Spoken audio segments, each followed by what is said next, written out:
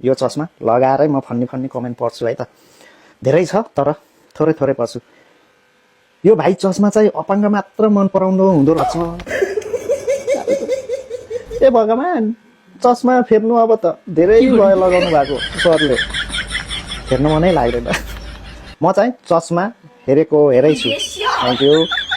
त्यो चस्मा चाहिँ मलाई दिनु न हौ अब तिमीलाई म आशिकाले लगाउने चस्मा किनिदिन्छु खाली बिजोग देखायो चस्मा कति डराइ नाकको डिलमा झुन्डाएको नि भुइँमा खस्छु भन्ने कत्रो फिर भएको होला चस्मालाई यो नाक त्यही चस्मा अड्काउनलाई जन्माएको हो भगवानले दिएको हो है त्यो चस्मा मन पर्यो मलाई लिनुहुन्छ चस्मालाई हेरेर हाँस्ने म मात्रै हो कि अरू पनि छन् धेरैजना हाँस्नुहुन्छ क्या दाइको चस्मा देखेर हजुरको जस्तो चस्मा अर्डर गर्नु पर्यो हस्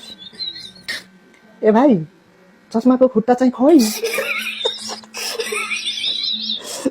जस्तो चस्मा उस्तै जवाब अरे यार चस्माको एउटा सिसा खोइ के खुट्टा खोइ खुट्टा चस्माको चस्मा चाहिँ हो फेरि